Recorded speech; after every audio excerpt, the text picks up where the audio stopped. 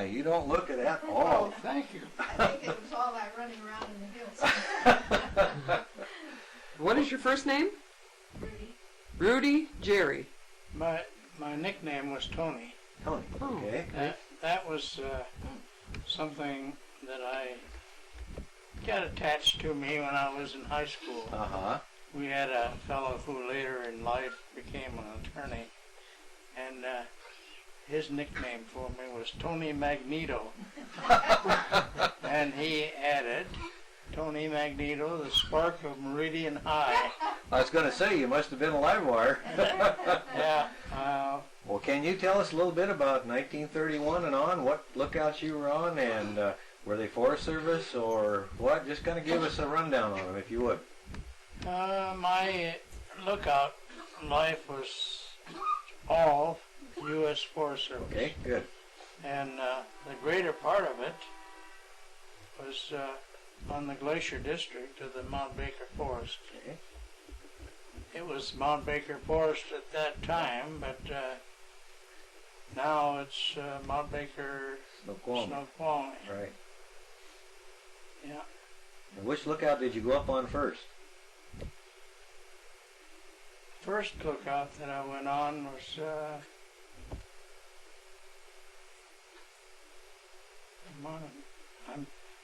mentally I'm checking back. That's okay. Take your time. We're real informal. It was at Twin Lakes. Twin Lakes, okay. Mm-hmm. And what year was that? 1930. Wow. And how many seasons did you spend on Twin Lakes? 2. 2, okay. Any memorable experiences from those 2 seasons? Yeah, I not only acted as lookout, I acted as a sort of mountain rescue person too. Oh. Fella broke his leg at Tomohai Lake, which was just underneath the lookout. And I had never been down on the west side of Winchester Peak, which is kind of rough territory. But this fella breaking his leg put me in a spot where I had to hurry. So I took off cross country down over this rough place, and I found out it wasn't as bad as I thought it was. So I finally got to him and gave him some first aid and applied splints on the leg, and of course in the interim I had called in and requested a rescue team to come in and carry him out. Yeah. And I later got to be part of the carrying body. Mm-hmm. So that's one of the little situations that occurred. Did you spot any fires on the 2 seasons you were up there? Oh yeah. Yeah, we had a fire on Winchester Creek, which is down to the north of the lookout. And being a lightning strike, why, it was an easy one. I didn't go to it because there was a trail crew in that vicinity, and they took action on it. Did you ever have to spot your own fire and then go put it out? Oh yes. Tell us about one of those, would you? We've never heard of one of those reports. Oh. I'm trying to pick out a good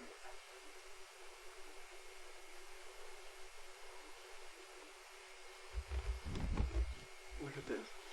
Hold that up. We're gonna get a picture of you off your picture. What year was that taken? Do you know? This? Yes. That was taken in... Before we were married, so it has to be... That was long before we were married. About 1940 anyway. Because we were married in 44. That was long before 1940. No problem. Before 40? Let me see that for a minute. Yeah, see, that I helped build this guard station at Silver Fir. In fact, we were just working on it at the time. Some of the fellows are still working there, but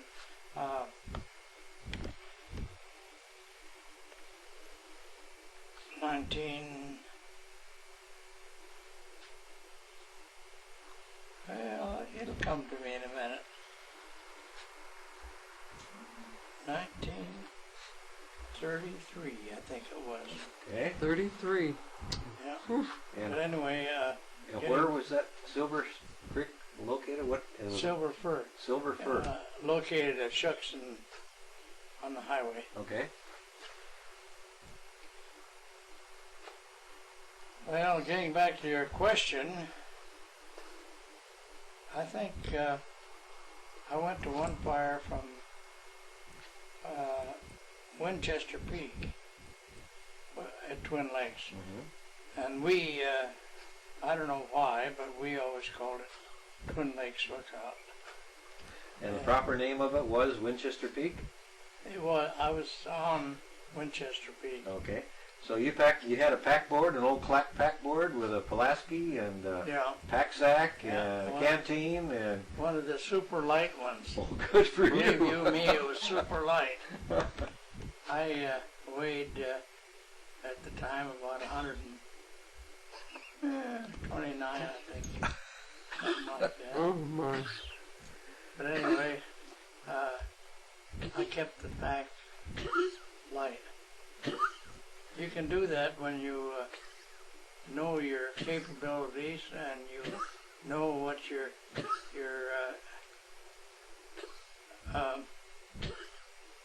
daily ration Yes, yes. amounts to. Well, how far did you have to hike from the lookout to that fire?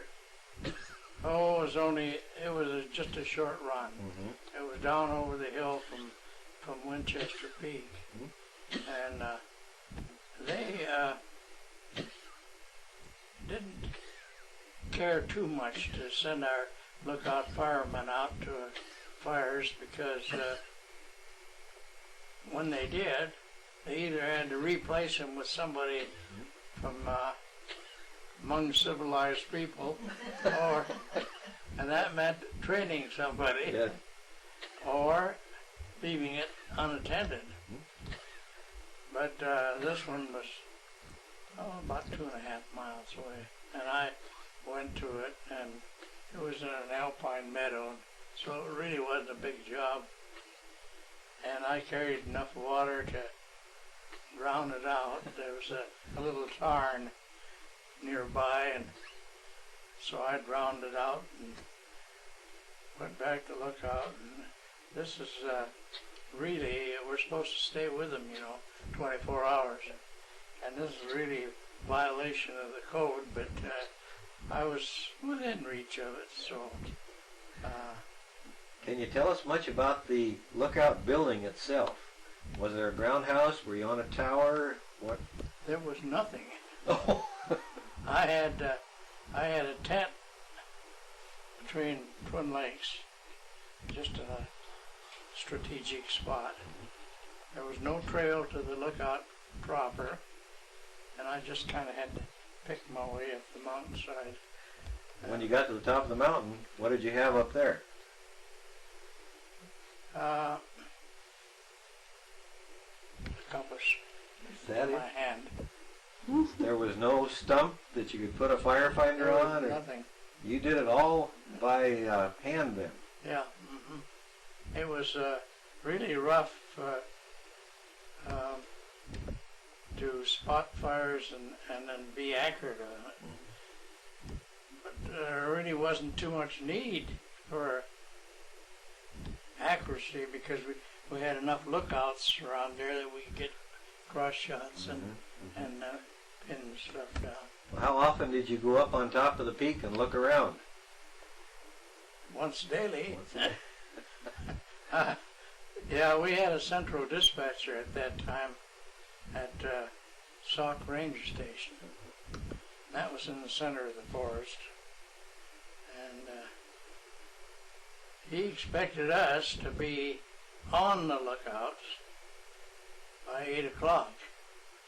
in order to do that, my telephone was at Twin Lakes where my camp was, and that's as far as the line went. And the last 2 miles of that was over snow, and it was what we call emergency wire, real light stuff. Roll was about this big around, about this wide. You could carry a mile of that very easily. But anyway, the dispatcher wanted to know why I didn't get on the phone sooner. I said, I don't know why, it wouldn't help any. I wasn't on the lookout point. And he laughed. He said, oh, I knew that.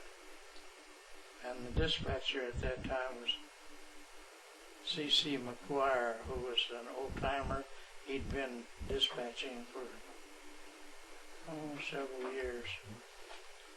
And he's familiar with all the country. Well, now, you must have been a pretty young feller when you were up there. Did you know how to cook and all that? Or how did you make out for taking care of yourself? Like anyone else. You just When did. you're hungry, you cook, and the more you cook, the more fussy you get with the recipes. How old were you when you first went on a lookout? And that was 1930.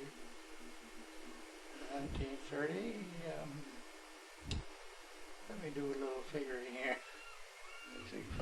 You probably 20? 20. I was Yeah, 20 years old. 20 years old. Exactly 20. Did you come from a city background or a farm background? I came from about 100 feet from here. What's that? No kidding. This area was right in here, was in my family since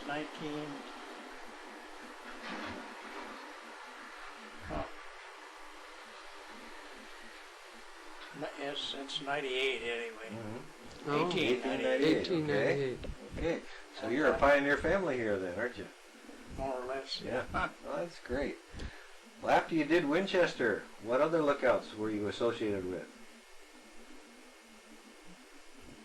Church Mountain was Church the only Mountain. one.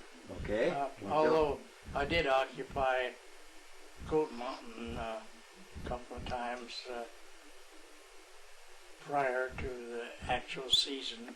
And where was Goat Mountain located? What drainage was it over? That's on Ruth Mountain drainage, and the Upper Nooksack, North Fork.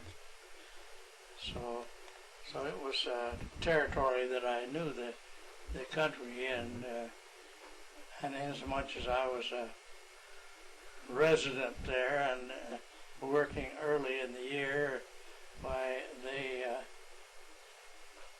shot me up the trail. Uh-huh. What kind of a lookout did that one have? Did it have a building or a tower, or what did it have?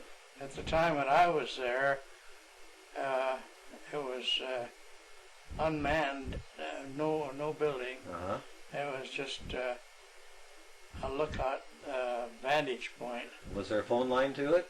Oh yes. Yeah. But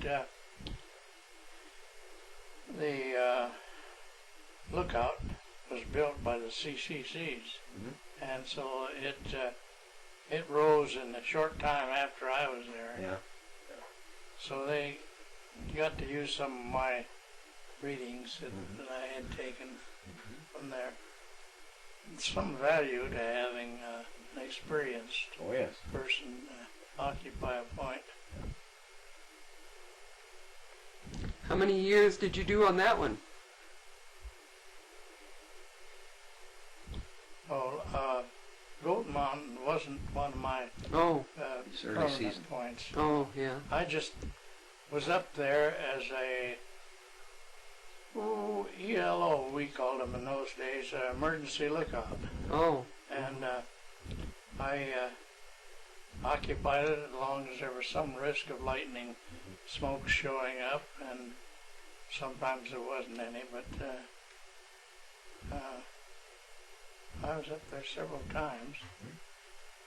Well, then when did you go on to Church Mountain? 1932, first time. And Church Mountain was class at that time was our primary lookout. It was for the district. What facilities did you have on the mountaintop? Well, at that time, of course, there was Church Mountain had a lookout. It was a what happened to that little sheet you had here? One of those? It was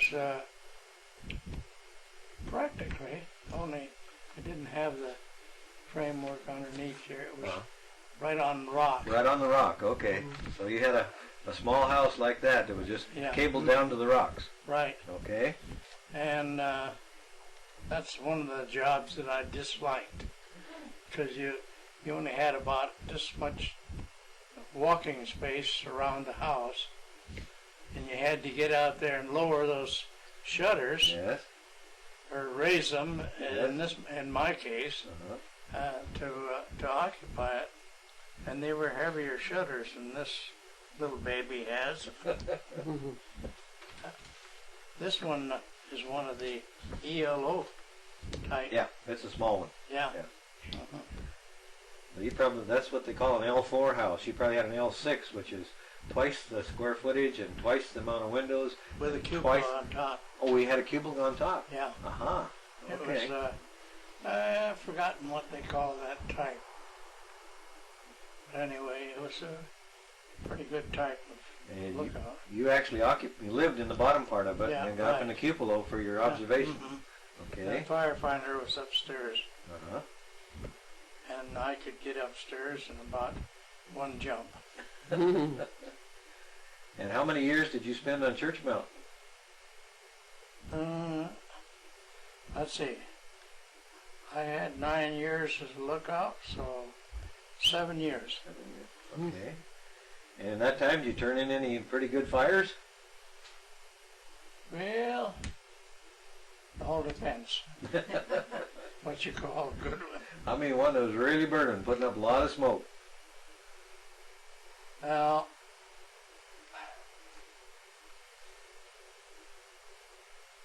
it all blends in, and you have trouble sometimes. I didn't have any large fires, but I had some unusual ones. Well, let's hear about those. Well, the most unusual one, I think, was a fire on Cornell Creek.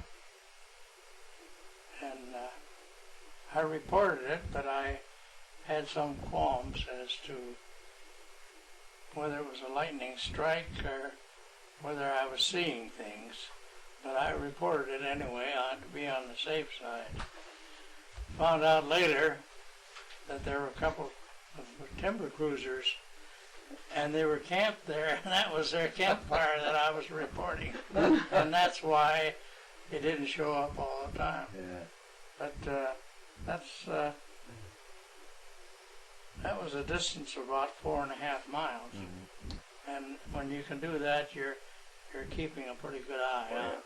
Anyway, it was they commented all over the forest when I reported it. The Church Mountain Lookout, what drainage did it overlook? Well, to the north is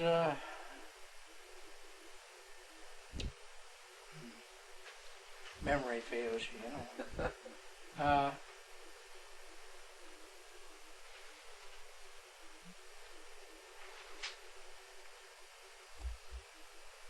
part of the North Fork of the Nooksack River. Okay. And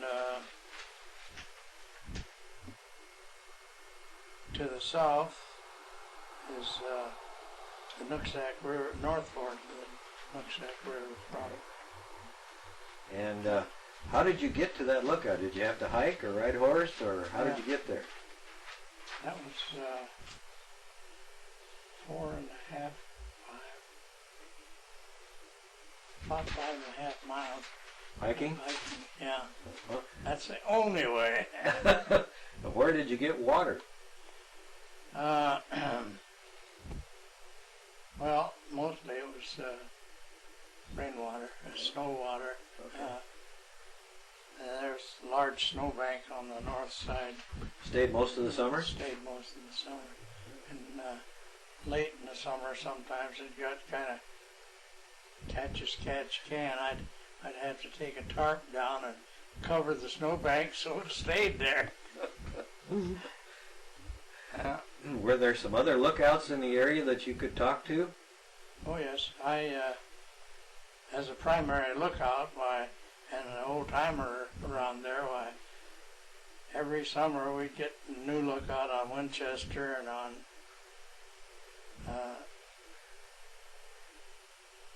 Copper Mountain, which was way out in the back country towards Hannigan Pass. Of course, the other stations that we had, one at Heather Meadows and Silver Fir was occupied during the summer. Can you remember the names of any of those people who were on those lookouts? Woo! I know that's reaching way back, but it's kind of nice to know, that you're reporting on an era that we have very little information on. So anything would be wonderful. Any recollection of the names of people or stories about them? You can't hear me on that, can you? Pardon? No, I don't think so. Well, how about Dean Brown, honey, or Lou Couchman? Dean Brown? Couchman go in? Dean Brown was on Copper Mountain, Okay. and Shorty Dawson was on Copper Mountain part of the time that I was on Church. Okay. Any of the Couchmen? No. Van Solberg was on Winchester 2 seasons. Lloyd Larson? Pardon? Lloyd Larson? And Lloyd was our packer. Oh. And he stayed with that job because it was a civil service job. Well, he must have retired out of that then, did he? No, he quit. He had a better offer on another job someplace. Left. Did he pack you up in the spring, bring all your groceries and the radio, telephone gear and everything up to you? Well, up to, depending on the season and how heavy the snow was, but usually about to within a mile of the lookout. The rest of the time, my food was down there at the edge of the meadows, and I backpacked it. Oh, boy. Day by day, I'd bring a case one day, and then if I felt real good at the end of the day, I'd bring another case up. You didn't have any friendly bears that tried to help themselves to your groceries? No, Oh. no, because it was early enough, for the bears that they weren't around that part of the country. We did 45 Yeah. Were you on lookout in 1945 also? that was at, the lookout, the guard station. Pardon? That was at the guard station above Oh, it's Silver Lodge. Fir. No, not that one. Head, Oh, no. No, it had, above the lodge anyway. Okay.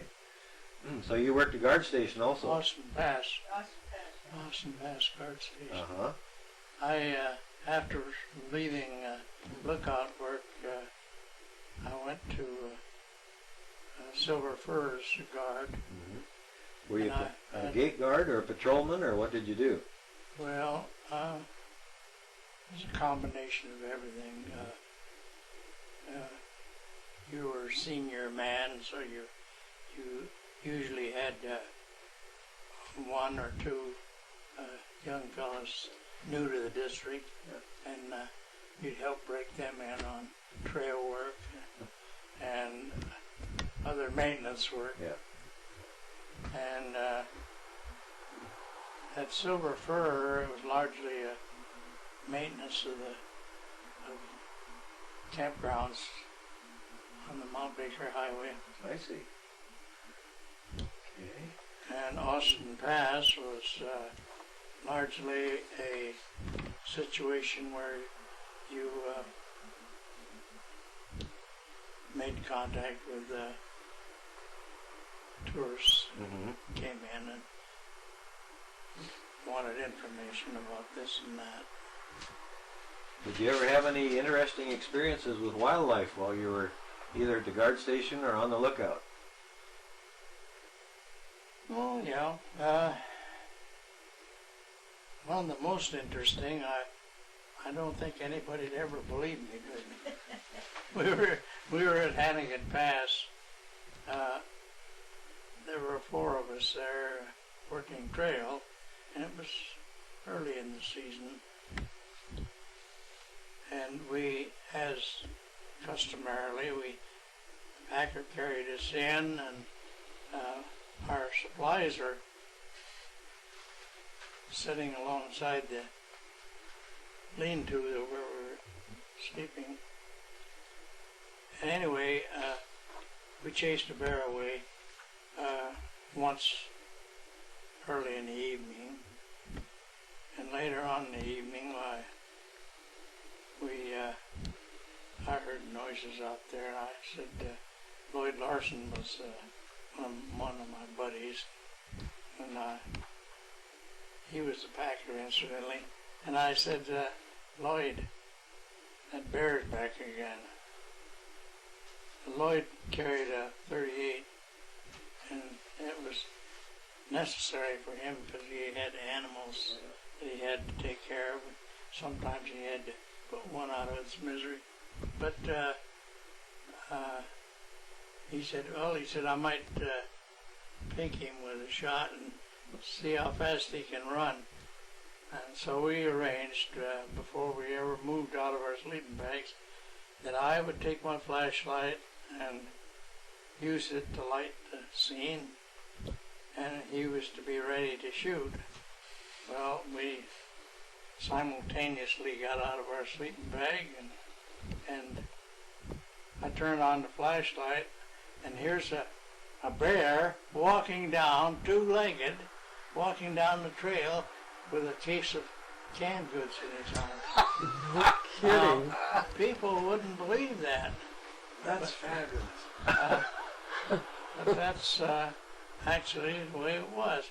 And the only thing I could figure was that he was trying to get the case open, and he got it caught in his claws, and when we surprised him, why, he just did the natural thing and brought it up to his chest and walked away with it. Well, now you have to tell us, did he make off with the case or did he drop it? He dropped it. Yeah. After we scared him enough. We didn't want to lose the food, so Lloyd took a quick pot shot at his stern, and it was enough that it made him drop down and lose the package. Did you ever have any animals when you were on lookout? Did you tame a chipmunk or have any squirrels? Or I had a tame whistler when I was on Church Mountain, and in fact he came in the house a few times. I hate to tell people that because they kind of think hey, he's been up there long enough, he's stretching it a little bit. But this whistler had a den just over the side of the hill from the lookout, and I was around him enough and I fed him enough that he wasn't afraid of me at all. He came right in the house. you're referring to a whistler. That's a marmot, isn't it? Whistling marmot. Yes. Yeah. Any other interesting animals that you had? Oh, there were some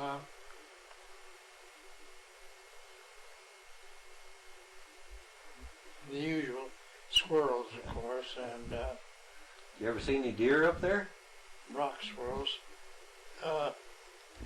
Lots of times at Church Mountain. Church Mountain Meadow is quite an extensive meadow, and it runs quite a little ways to the east, and it's a natural place for deer to congregate because it had water and good feed, and so I saw deer down there quite a bit. I saw cougar 3 or 4 times from the vantage of the lookout point, and they were just about, I would say 800 feet from me, down the hill from the lookout. And I wasn't making any noise, so they weren't alarmed by me, but... Well, you saw more than one? Well, at different times. Mm-hmm. 47, we had one climb up on the hood of the car when we were getting fired. And I'm from San Francisco, and I'd never seen anything like it in my life. I was practically back to San Francisco. She